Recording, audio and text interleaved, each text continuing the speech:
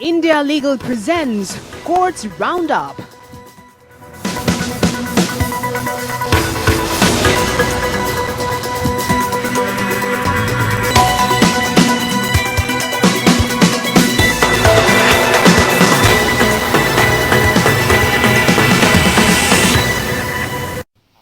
चलिए बुलेटिन की शुरुआत करते हैं। क्रूज शिप ड्रग्स केस को लेकर ऑर्थर रोड जेल में कैद आर्यन खान की किस्मत पर आज यानी कि गुरुवार को फैसला होगा। आर्यन खान की जमानत याचिका पर मुंबई के सेशन कोर्ट में सुनवाई हुई थी। कोर्ट ने एनसीबी और आर्यन खान के वकील की दलील सुनने के बाद फैसला सुरक्षित रख लिया। जज वीवी पाटिल ने अपना फैसला सुरक्षित रख लिया और इस मामले की अगली सुनवाई 20 अक्टूबर को होगी। इसी दिन आर्यन खान की जमानत पर फैसला सुनाया जाएगा।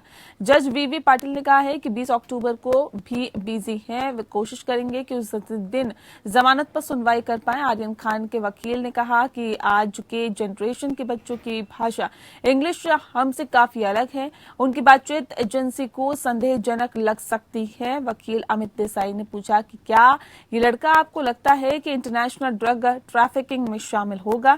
एजेंसी कहती है कि हम MEA के संपर्क में हैं, आप करिए अपनी जांच, लेकिन यह आरोप बिल्कुल ही गलत और बेबुनियाद है। काफी टाइम जा चुका था, तो इसीलिए कोर्ट ने अभी जो है 20 तारीख को ऑर्डर पास करने का बात किया हुआ है। आज कोर्ट में सबकी सबमिशंस हुई है, सबकी आर्ग्यूमेंट्स हुई है, क्रॉस आर्ग्यूमेंट्स हुआ है। ASG ने भी काफी कुछ साइटेशन सबमिट किए हुए हैं सुप्रीम कोर्ट के, हाई कोर्ट के। उसके अकॉर्डिंग हमारा भी काफी काउंटर सबमिशंस किया हुआ है। अब उसके हिसाब से लेट्स होप के जो भी रिजल्ट आए वो पॉजिटिव आए, तो इस चीज की उम्मीद है अभी फिलहाल तो आर्ग्यूमेंट्स अक्यूज नंबर 1, 2 और 3 का हो गया है, इसलिए होपफुली ऑर्डर्स 28 को उन सबके आएंगे। जो बाकी के बेल और एप्लीकेशंस है वो अभी तक मतलब सुने गए नहीं है, जिसके कारण it is very difficult to say whether the order will come. हमारा पहले दिन से यही कहना है कि ये जो आर्यन और अरबाज से जो रिकवरी है, एलेज रिकवरी जो बोल रहे हैं, वो इंडिपेंडेंट रिकवरी है, उसका और बाकी लोगों का कोई भी संबंध नहीं है। बस यही पॉइंट को आगे बढ़ाते हुए अमित देसाई सर ने आज जो आर्ग्यूमेंट्स किए हैं, जो दलीलें पेश किए गई है, जो साइटेशंस दिए गए हैं, उससे ये सुप्रीम कोर्ट का, ऑनरेबल सुप्रीम कोर्ट का यही कहना है कि अगर तुम्हारे खिलाफ कोई एविडेंस नहीं है तो उसको बेल देनी चाहिए। अगली तारीख 20 तारीख दी गई है। 20 तारीख को जज साहब ने ऐसा कहा है कि वो पूरी कोशिश करेंगे कि पूरा ऑर्डर वो तारीख को पास करेंगे।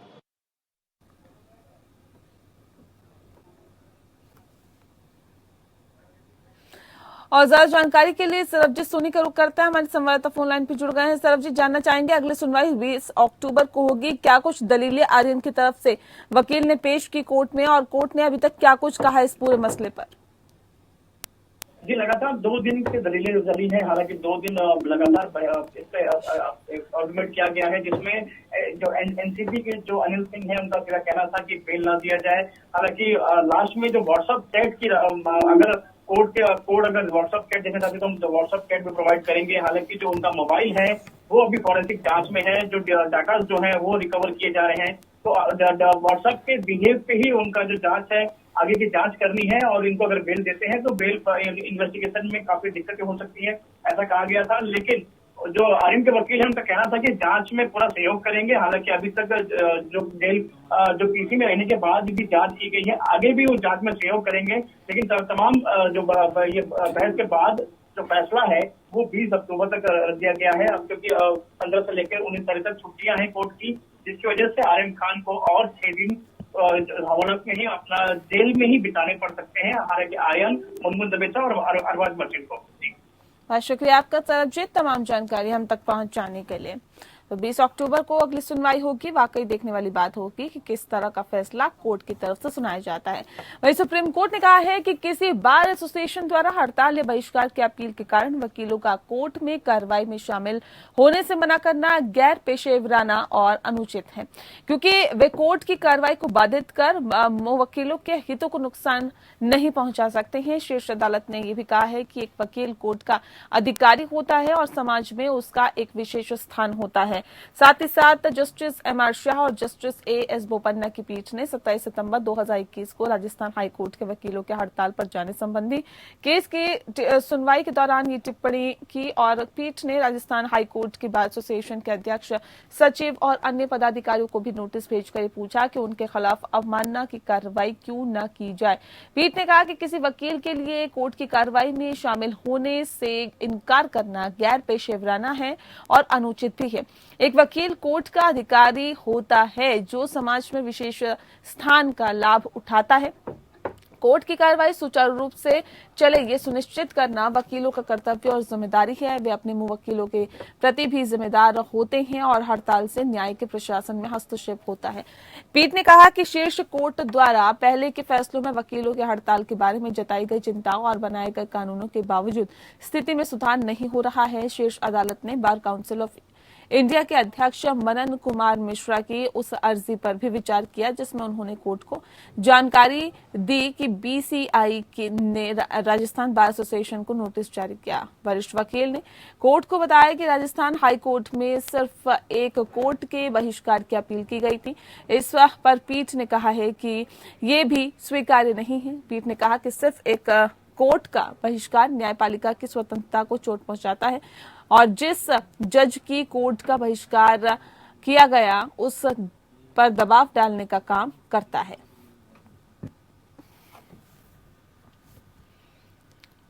जम्मू कश्मीर और लद्दाख के उच्च न्यायालय ने रिपब्लिक टीवी के प्रधान संपादक अर्नब गोस्वामी और पत्रकार के खिलाफ पीडीपी के वरिष्ठ नेता और जम्मू कश्मीर विधानसभा के पूर्व सदस्य नईम अख्तर द्वारा दायर मानहानि शिकायत को खारिज कर दिया है। दरअसल आपको बता दें कि उच्च न्यायालय ने कहा है कि मानहानि के अपराध को आरोप लगाने वाली शिकायत के मामले में एक मजिस्ट्रेट की जिम्मेदारी है कि वह रिकॉर्ड की गई सामग्री की जांच करे।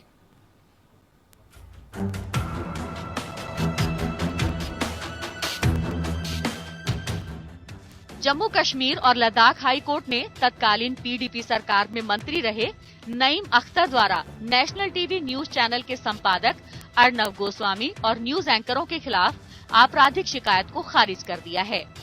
एकल न्यायाधीश न्यायमूर्ति संजय धर ने मुख्य न्यायिक मजिस्ट्रेट श्रीनगर की अदालत के समक्ष लंबित मानहानि की कार्रवाई को ये कहते हुए खारिज कर दिया कि विचाराधीन समाचार एक खालिद जहांगीर द्वारा लिखे गए पत्र पर आधारित था और समाचार एंकर या चैनल से कोई आरोप नहीं लगाया गया था। कोर्ट ने आगे कहा कि न्यूज एंकर ने बार बार ये स्पष्ट किया है कि उनकी जानकारी पत्र पर आधारित थी और दर्शकों को ये भी बताया गया कि पत्र की सामग्री अभी तक स्थापित नहीं हुई है। कोर्ट ने एक मामले में ब्रिटिश कोर्ट की टिप्पणी दोहराते हुए कहा कि यदि आप सार्वजनिक जीवन में हैं, तो सार्वजनिक व्यक्तित्व के तौर पर आपको अपने आप पर की गई टिप्पणियों को लेकर इतनी पतली चमड़ी नहीं रखनी चाहिए। अपने खिलाफ अन्यायपूर्ण नजरिए को बर्दाश्त करने की क्षमता भी रखनी चाहिए। नईम अख्तर ने वर्ष 2018 में सीजेएम श्रीनगर के समक्ष अर्नब गोस्वामी और एंकरों के खिलाफ आपराधिक शिकायत दर्ज कराई थी। इसमें अख्तर ने कहा था कि भाजपा के एक विधायक के पत्र का हवाला देकर न्यूज चैनल में उनके खिलाफ जानबूझकर भ्रष्टाचार में लिप्त होने के बेबुनियाद आरोप लगाए गए, उनकी छवि को धूमिल करने की कोशिश की गई। जस्टिस संजय धर ने कहा कि चीफ जुडिशियल मजिस्ट्रेट ने न्यूज चैनल के खिलाफ कार्रवाई शुरू करने का आदेश देते समय दिमाग से काम नहीं लिया। शिकायतकर्ता खुद मान रहे हैं कि इस खबर का आधार एक विधायक का पत्र है। यह भी साफ होता है कि यह पत्र पहले से पब्लिक डोमेन में आ चुका था। बाकायदा समाचार पत्रों में भी इससे संबंधित खबरें प्रकाशित हुई थी। मानहानि के अपराध के आरोप वाली शिकायतों के मामले में मजिस्ट्रेट की जिम्मेदारी रिकॉर्ड पर सामग्री की जांच करने के लिए है। मजिस्ट्रेट यदि इन तमाम पहलुओं को देखते तो मानहानि जैसे संवेदनशील मुकदमे पर कार्रवाई का आदेश जारी न करते। मानहानि मामलों में इस तरह के लचर नजरिए और यांत्रिक तरीके से आदेश नहीं दिया जा सकता, लिहाजा ये मुकदमा ही खारिज किया जाता है। Bureau report. Punjab and Haryana high court ने हाल ही में कहा कि अगर डॉक्टर्स को हमेशा मरीजों के रिश्तेदारों द्वारा पीटे जाने, प्रताड़ित किए जाने की धमकी दी जाएगी तो उनके लिए काम करना मुश्किल होगा। न्यायमूर्ति विकास बहल की खंडपीठ ने ये बातें अस्पताल में अशांति फैलाने, डॉक्टरों की पिटाई करने और डॉक्टर्स की हत्या की धमकी देने के लिए नरेश कुमार और अन्य के खिलाफ दर्ज प्राथमिकी को रद्द करने के लिए सीआरपीसी की 482 के तहत दायर याचिका को खारिज करते हुए कहा, इस मामले में प्राथमिकी भारतीय दंड संहिता की धारा 147 दंगा के लिए सजा, 149 गैर कानूनी सभा का प्रत्येक सदस्य सामान्य वस्तु के अभियोजन के लिए किए गए अपराध का दोषी, 323 स्वेच्छा से चोट पहुंचाने के लिए सजा, 506 आपराधिक धमकी के लिए सजा के तहत दर्ज की गई थी। कथित तौर पर एक मरीज ओमपति की मौत के बाद उसके रिश्तेदारों ने फोन करना शुरू कर दिया और उन्होंने अन्य लोगों को फोन किया जो अस्पताल पहुंचकर अस्पताल में हंगामा करने लगे और शांति फैलाने लगे और उन्होंने डॉक्टर्स को मारने की धमकी भी दी। IMA के डॉक्टर्स के साथ मारपीट भी की गई और उनके हाथ से महत्वपूर्ण कागजात छीन लिए गए और जान से मारने की धमकी भी दी गई। न्यायालय ने प्राथमिकी को देखने पर कहा कि इस प्रकार प्रथम दृष्टया IPC की धारा 149 के तहत अपराध पाया गया है।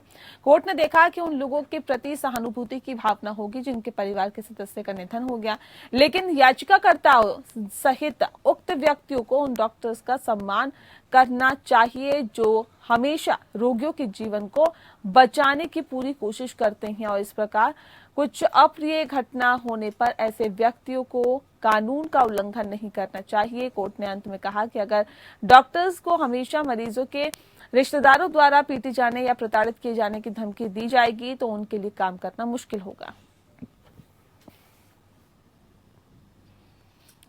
इलाहाबाद हाईकोर्ट ने हाल ही में अपने आवेदन को खारिज करने के बंदूक लाइसेंस प्राधिकरण के फैसले को चुनौती देने वाली एक वकील की याचिका से निपटने के दौरान कहा कि बिना किसी उचित कारण के एक वकील द्वारा एक लाइसेंसी बंदूक रखने की एक प्रवृत्ति, जी हां, सामान्य प्रवृत्ति प्रशंसनीय नहीं है और ये एडवोकेट के महान पेशे के हित में नहीं है। न्यायमूर्ति सौरभ श्याम शमशेरी की खंडपीठ ने कहा कि आगे यदि किसी आपको बता दें कि यदि किसी अधिवक्ता को अपनी व्यक्तिगत और व्यावसायिक सुरक्षा के लिए लाइसेंसी बंदूक की आवश्यकता होती है तो ये एक बहुत ही खतरनाक प्रथा होगी। अदालत एक वकील राम मिलन की याचिका पर सुनवाई कर रही थी जिसके लाइसेंसिंग प्राधिकरण के साथ साथ अपीलीय प्राधिकरण ने बंदूक का लाइसेंस के लिए आवेदन को खारिज कर दिया था। इस निष्कर्ष पर पहुंचने के बाद उसके पास बंदूक लाइसेंस पाने का कोई आधार नहीं है।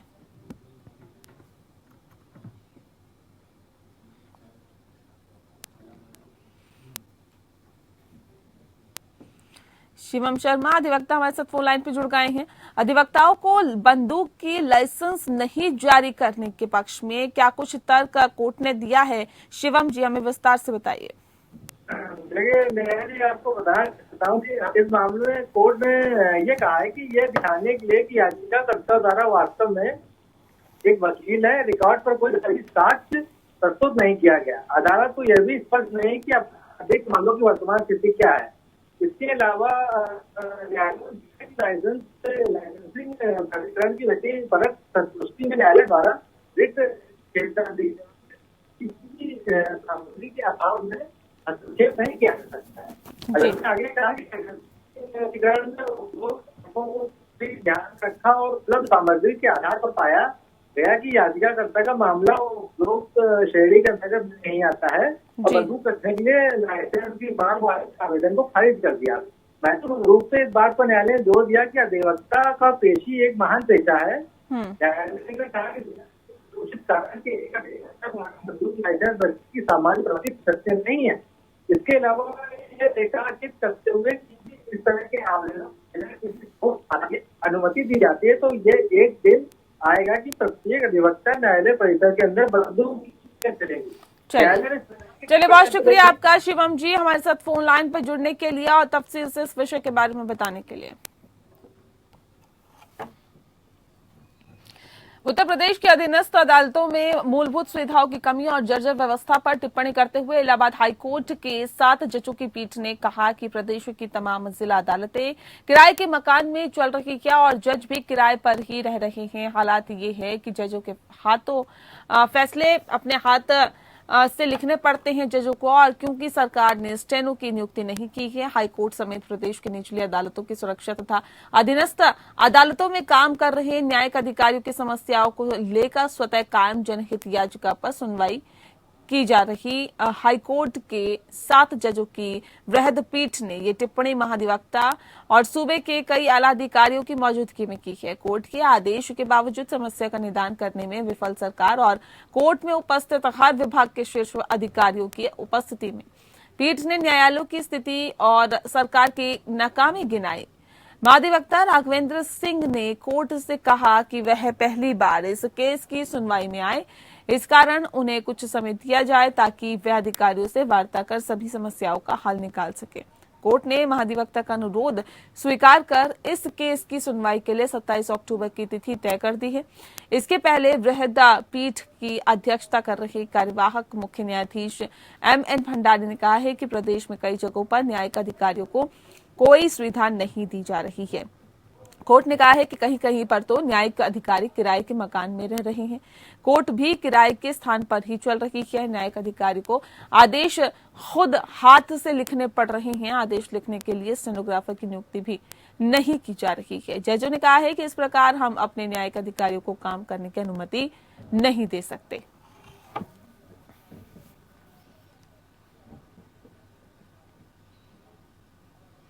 पंजाब एवं हरियाणा हाईकोर्ट का कहना है कि मोटर वाहन अधिनियम एक कल्याणकारी कानून है। इसका मुख्य उद्देश्य पीड़ित और उसके परिवार को सहायता उपलब्ध करवाना है। इसीलिए मोटर वाहन अधिनियम के प्रकरणों में कानूनी अड़चनों को दूर रखते हुए सामान्य और आसान तरीके से निस्तारण होना चाहिए ताकि जरूरतमंद व्यक्ति को समय पर उचित न्याय मिल सके। हाईकोर्ट की जस्टिस H.S. मदान ने पलवल की एक अदालत द्वारा वाहन दुर्घटना में मौत के लिए दिए गए मुआवजे के खिलाफ आपको बता दें कि messrs royal Sundaram alliance assurance company limited द्वारा दायर याचिका का निपटारा करते हुए ये टिप्पणी की है। पलवल के ग्राम भिदुकी निवासी 24 वर्षीय बंसीलाल की 10 अक्टूबर 2015 को वाहन की टक्कर से मौत हो गई थी। कार गजराज सिंह चला रहे थे और बताया भी जाता है कि आरोप था कि गजराज के तेज और लापरवाही से वाहन चलाने से दुर्घटना हुई है। बंसीलाल के परिवार ने वाहन चालक के खिलाफ दायर एक दावा किया है। दावा यह भी है कि न्यायाधिकरण ने 4 सितंबर 2017 को अपने आदेश में बीमा कंपनी को दावेदारों के 30,88,172 रुपए का मुआवजा देने का आदेश दिया है। उधर बंसीलाल के परिवार ने एक अलग याचिका दायर कर मुआवजा बढ़ाने की मांग भी की है।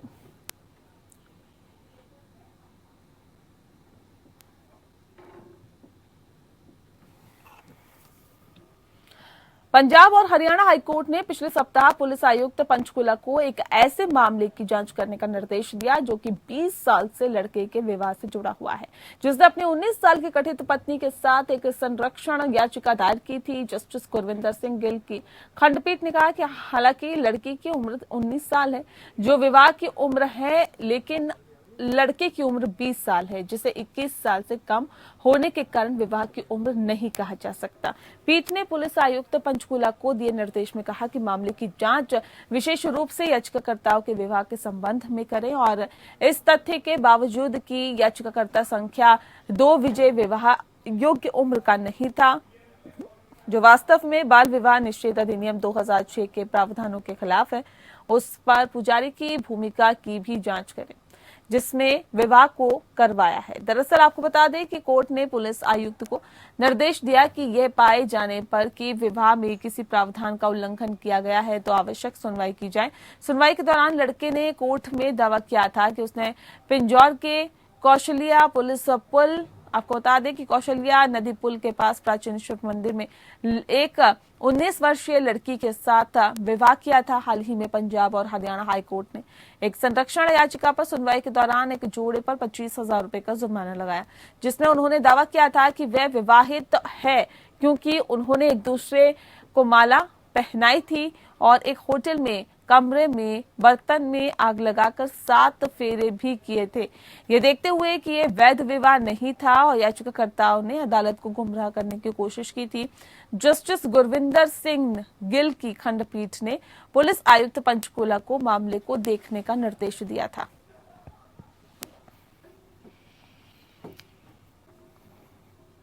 वहीं केरल हाईकोर्ट ने फिर से पुलिस सुरक्षा की मांग कर ही यौन शोषण और बलात्कार पीड़िताओं की बढ़ती संख्या के बारे में चिंता व्यक्त की है। कोर्ट ने ये चिंता पीड़िता संरक्षण दिशा निर्देशों के कार्यान्वयन में ढील को देखते हुए व्यक्त की है। न्यायमूर्ति देवंत रामचंद्रन यौन हमले की पीड़िता द्वारा दायर एक याचिका पर सुनवाई कर रहे थे, जिसमें न केवल आरोपी से बल्कि 2 पुलिस अधिकारियों से भी उत्पीड़न का आरोप लगाया गया है। यौन हमले और बलात्कार पीड़ितों के मामले आरोपी व्यक्तियों और उनके सहयोगियों द्वारा इस अदालत में कुछ अनियमित आपको बता दें कि कुछ नियमितता के साथ ही आ रही हैं। बताया भी जाता है कि दुर्भाग्य से इस मामले में आरोप कहीं अधिक गंभीर है, क्योंकि याचिकाकर्ता बलात्कार पीड़िता का आरोप है कि उसे न केवल आरोपी द्वारा बल्कि कुछ पुलिस अधिकारियों द्वारा भी परेशान किया जा रहा है। याचिकाकर्ता की ओर से अधिवक्ता धीरज राजन पेश हुए। उन्होंने प्रस्तुत किया कि त्रिकारा पुलिस स्टेशन से जुड़े स्टेशन हाउस अधिकारी और एक सिविल पुलिस अधिकारी उसके खिलाफ यौन हमले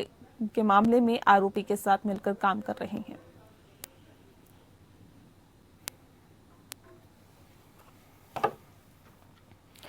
केरल हाईकोर्ट के समक्ष एक जनहित याचिका दायर की गई। याचिका में केरल पुलिस द्वारा लागू सबरीमाला तीर्थ प्रबंधन प्रणाली की वैधता पर सवाल उठाया गया। याचिका में आरोप लगाया गया कि जहां पुलिस वर्चुअल कतार सेवा को सबरीमाला में दर्शन के लिए केवल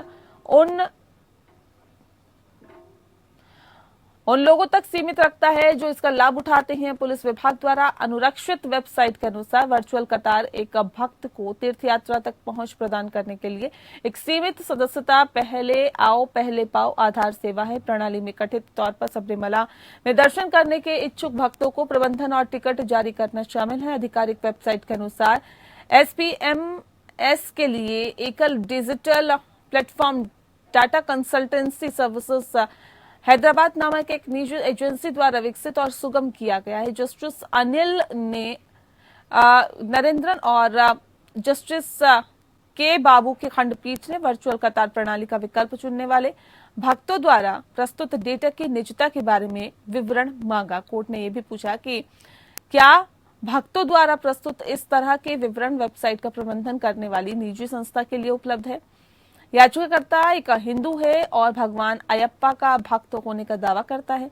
उसका दावा है कि विवादित सेवा का लाभ उठाने के लिए एक भक्त को अपनी निजता का डेटा की सुरक्षा के संबंध में किसी भी आश्वासन के बिना नाम, आयु, पता, संपर्क नंबर, फोटो की पहचान पत्र और साथ ही साथ इस तरह की तमाम और चीजें व्यक्तिगत जानकारी प्रदान करने होगी। इसके अलावा याचिकाकर्ता इस तथ्य से व्यथी है और ऐसे में भक्तों को अयप्पा दर्शन के लिए आवंटित तिथि और समय स्लॉट का उल्लेख करते हुए अपने बारकोडेड ई टिकट को डाउनलोड और प्रिंट करना अनिवार्य है।